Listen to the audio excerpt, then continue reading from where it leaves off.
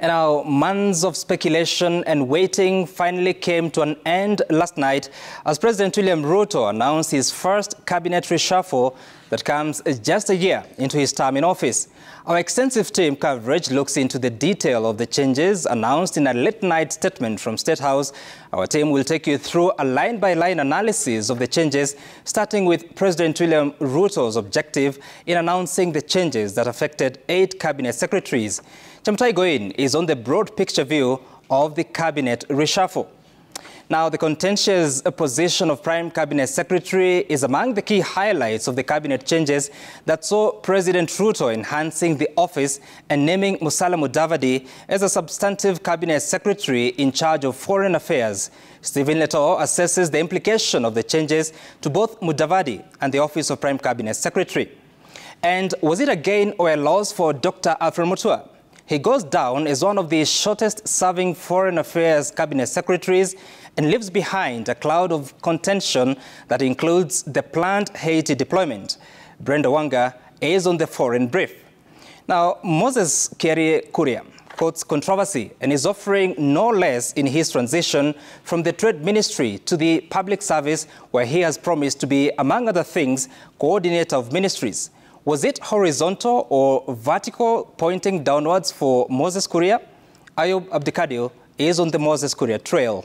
Now, President Ruto has also made his first diplomatic appointments, naming a mix of seasoned diplomats, political figures, and some technocrats. And the list was not without some curious appointees. Safina Cheng Oma is on the diplomatic watch. Then there was the appointment of government spokesperson and 2 deputies, an enhanced office to be headed by former nominated Senator Isaac Mwaura, whose deputies are journalist Monaisha Chizuga and political commentator Gabriel Muthuma. Lidan Muli is on the government spokesperson's brief, and our team coverage begins right now with a late-night statement from State House.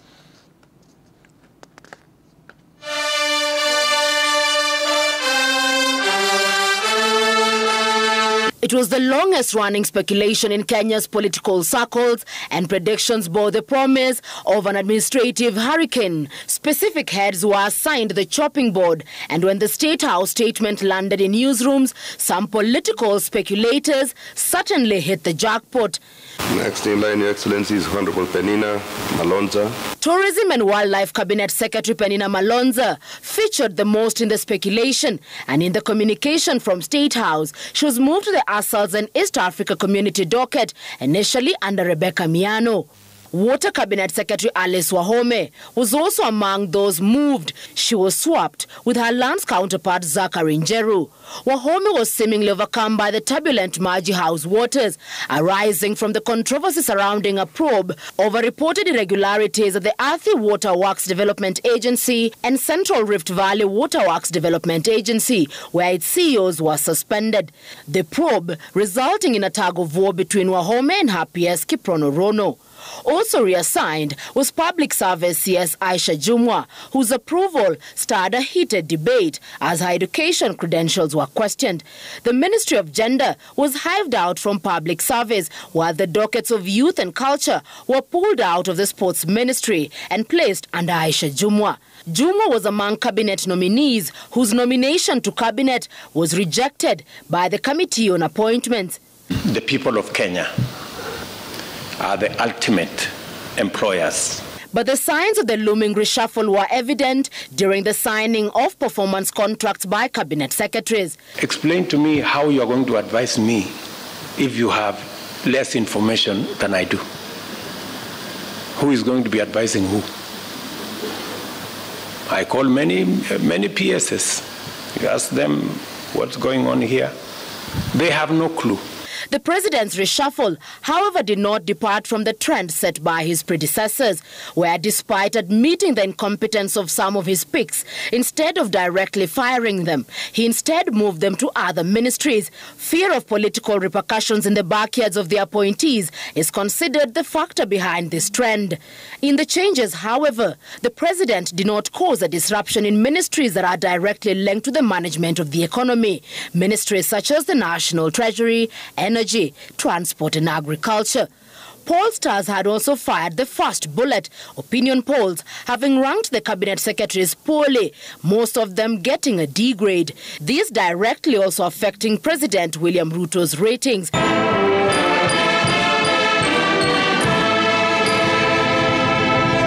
And though the performance contracts will be reviewed next year, August, it seems the president decided to drain the swamp in advance. Exactly 1 year, 1 month and 2 weeks into his term in office, President William Ruto has effected changes in his administration, changes that seem to be largely informed by politics and administrative performance. In his 22-member cabinet, 8 dockets were affected in a review that has seen the contentious position of Prime Cabinet Secretary expanded.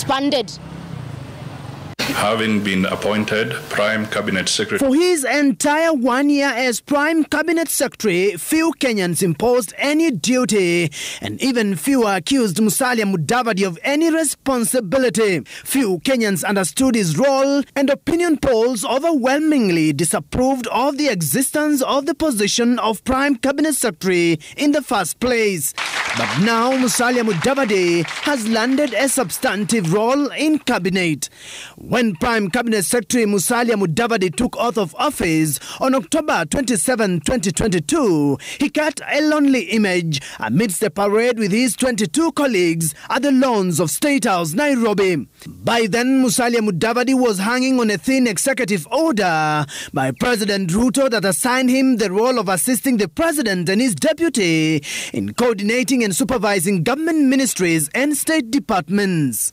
In the same executive order, Mudavadi was to chair and coordinate national government legislative agenda across all ministries, chair the principal secretaries' committees, and perform any other functions as may be assigned by the president. Despite the raft of roles placed on his shoulders, Kenyans still had an overwhelming disapproval of the office of Prime Cabinet Secretary. President Ruto has been assigning Mudavadi to represent him in various functions outside the country, cutting an image of a foreign affairs cabinet secretary from the word go. This is my brother.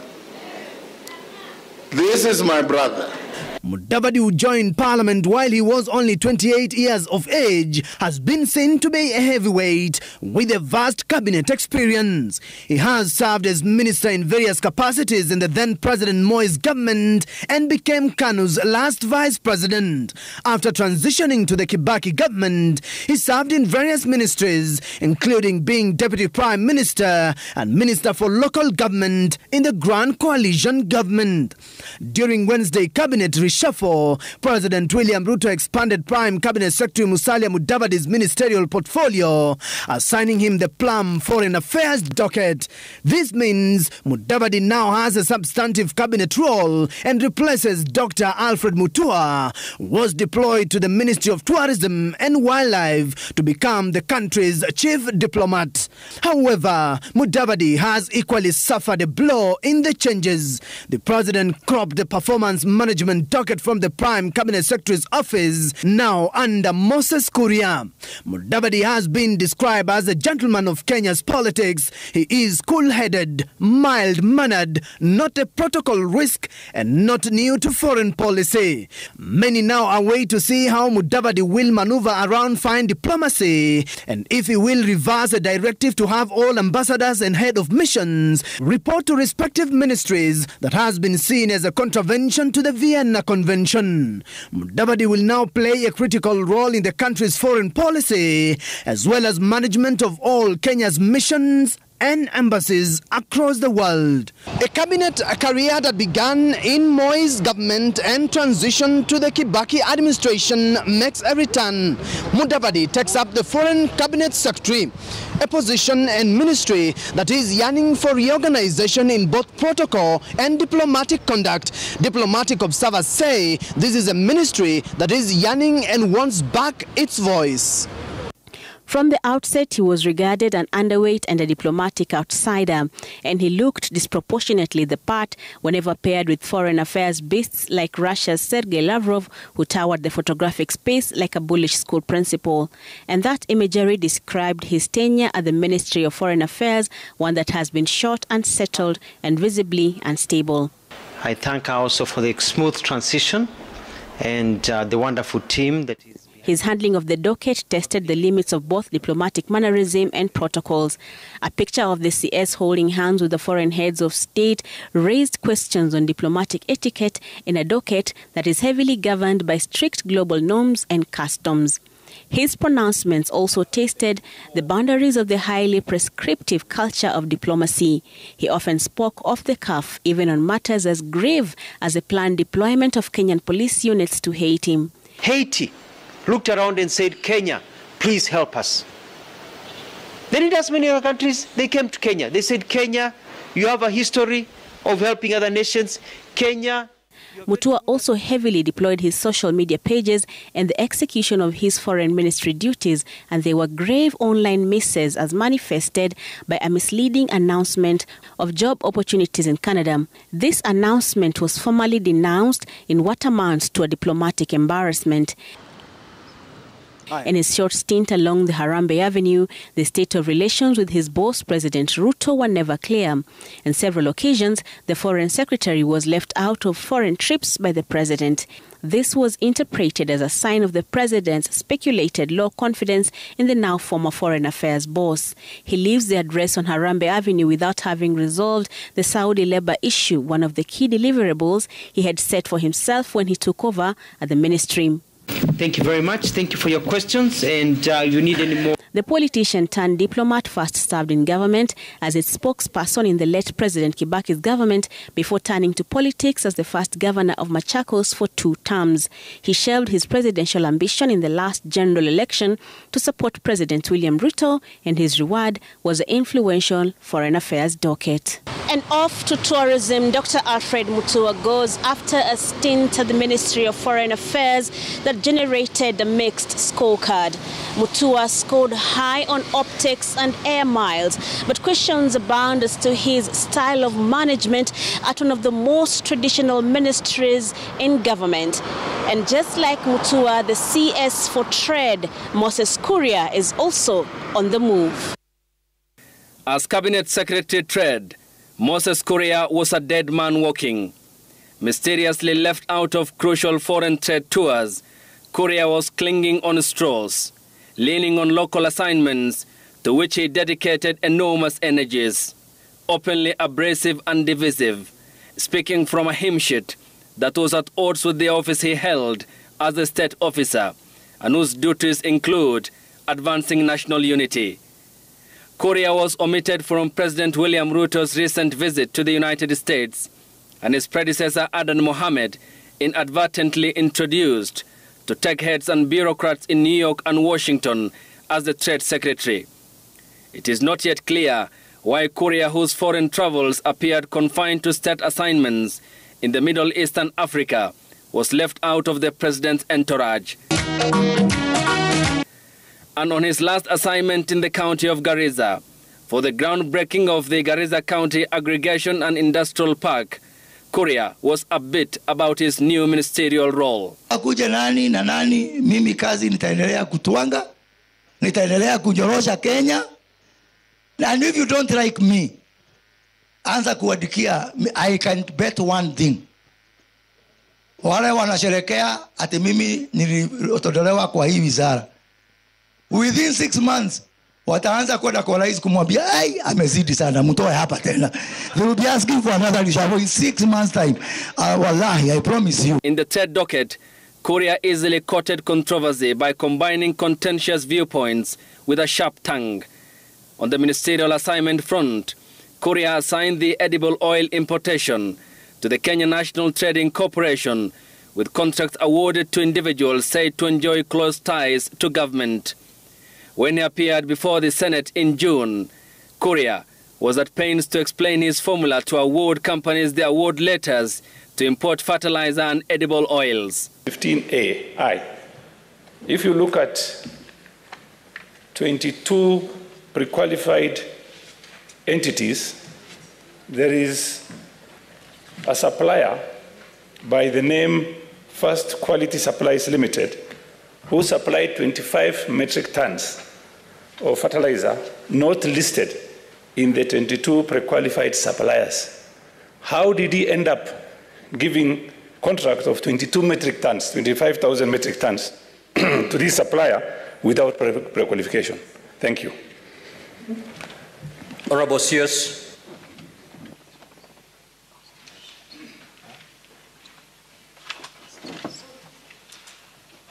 Honorable Speaker, I beg to defer that question until the next round of questions so that I can be able to make some consultation. Korea's penchant for oral cluster bombing spared no one, including the media.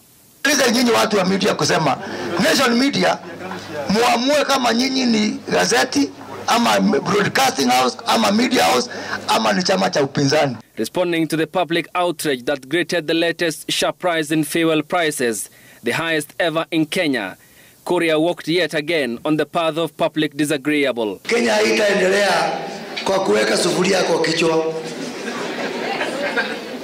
Sasa ukishinda kutoka ya asubuhi mpaka jioni, bei ya mafuta imeongezeka, si uchipe kisima yako. It is a statement that shocked, among others, Deputy President Rigathi Gachagua, who warned that the language of some leaders was insulting of the public. But Korea's verbal political speed governor was to be tested soon after. Energy and controversy characterized his stint at the Ministry of Investments, Trade and Industry. And as Moses Kuria moves to the public service docket, opinion remains divided over whether this was gain or loss. But as for several political and administrative figures, as well as career diplomats, it was all gain as they made to President William Ruto's first list of ambassadorial appointees. The list of diplomatic appointments followed the beaten path, a sprinkle of seasoned diplomats, a splash of political rewards, and a whiff of scandal combined to produce the much-awaited inaugural list of Kenya's foreign representatives appointed by President William Ruto. Former Agriculture CS Willie Bett has been moved from New Delhi, India to Beijing, China to replace Mary Muthoni, who was recalled in February, having been appointed by former President Uhuru Kenyatta in June 2022. Ambassador Tabu Irina leaves Tokyo, Japan to Dublin, Ireland. Ambassador George Morara Orina, who served as MFA Director General, Bilateral and Political Affairs, has been posted to Addis Ababa, Ethiopia, replacing Ambassador Jean Kamau. Ambassador Philip Mundia has been sent to Maputo, Mozambique. Ambassador Isaac Parashina proceeds to Abuja, Nigeria, while Ambassador Frederick Musambili is the new envoy in Rome, Italy. Seasoned foreign affairs staffer Nyarima Solesein was picked to head the Kenyan mission in Spain, while Ambassador Angeline Kavindu will be in Stockholm, Sweden.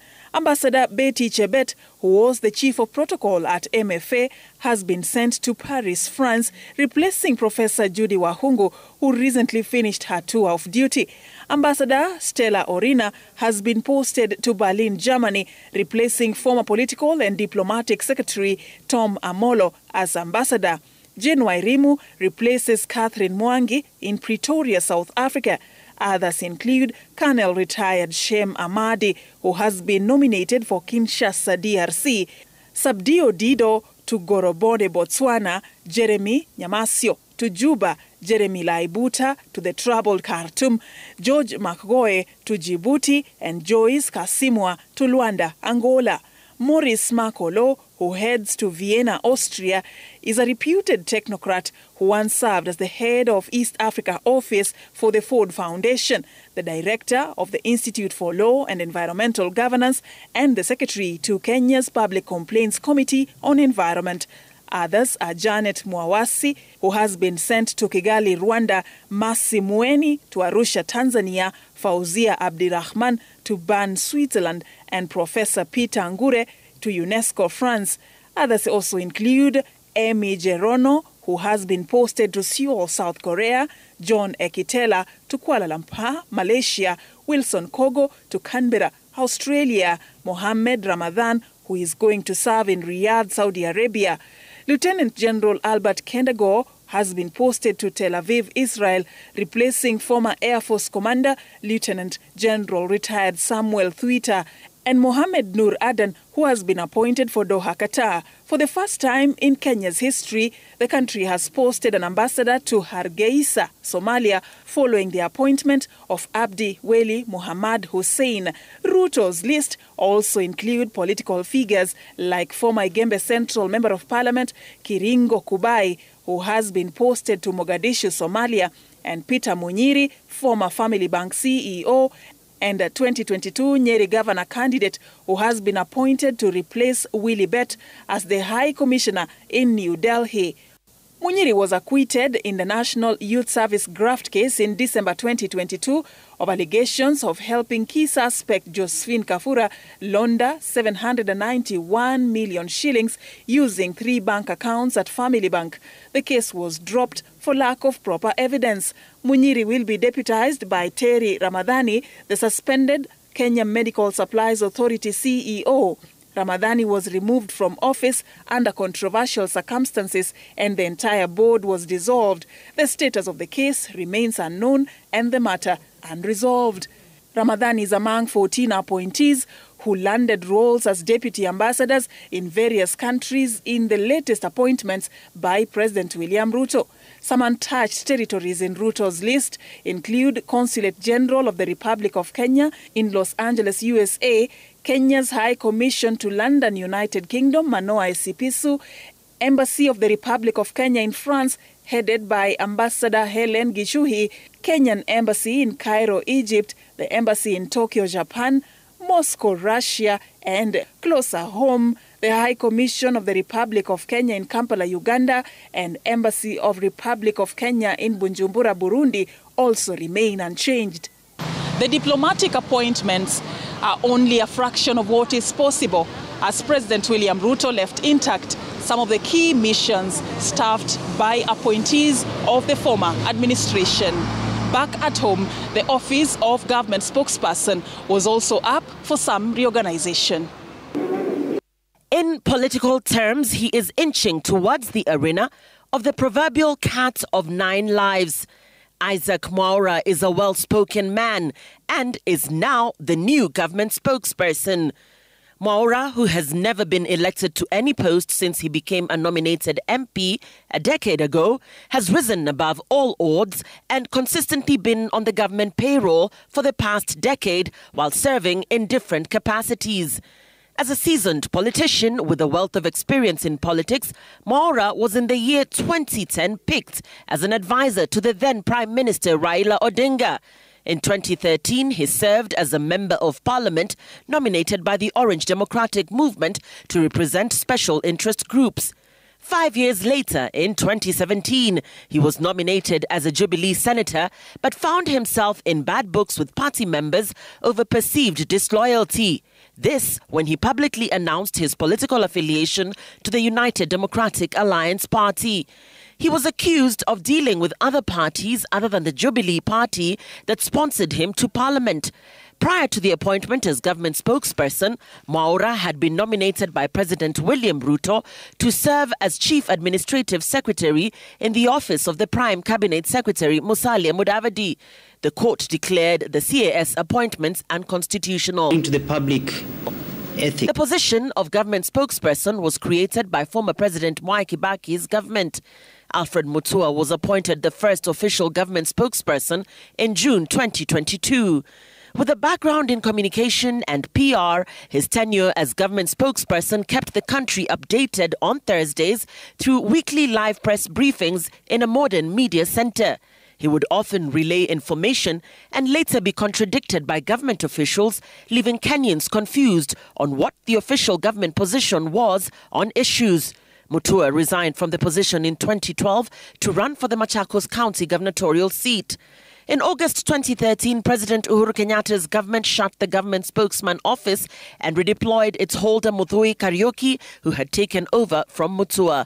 Uhuru would later appoint former police spokesman and master of spin Eric Kiraithe as the government spokesperson in 2018. The appointment of the senior police officer was to ensure timely, consistent and coordinated communication to the public on matters relating to government agenda. A year later, Kiraithe was replaced by Colonel retired Cyrus Oguna, who had also served as KDF spokesman. The well-spoken ex-military man resigned from the position in 2022 to take up the position of Chief of Staff Siaya County. The position of government spokesperson has been vacant since Oguna's exit until Mwaura's appointment. It is not clear how the position of government spokesperson will fit into government, as communication of the government's agenda comes from State House, which has a spokesperson and a presidential press service. The office of the Deputy President also relays official communication from its communication team. The same applies to key ministries in the country. Isaac Mwaura will be deputized by political commentator and advisor Gabriel Muthuma and journalist Mwanaisha Chizuka. From botched CAS job to government spokesperson, Isaac Mwaura's political journey can only be described as that of the proverbial cat that has 9 lives. Only time will tell on whether he is well cut out for his new role as government spokesperson. Lillian Muli, Citizen TV. All right, and that report by Lillian Muli brings us to the end of our extensive coverage of the Ruto Cabinet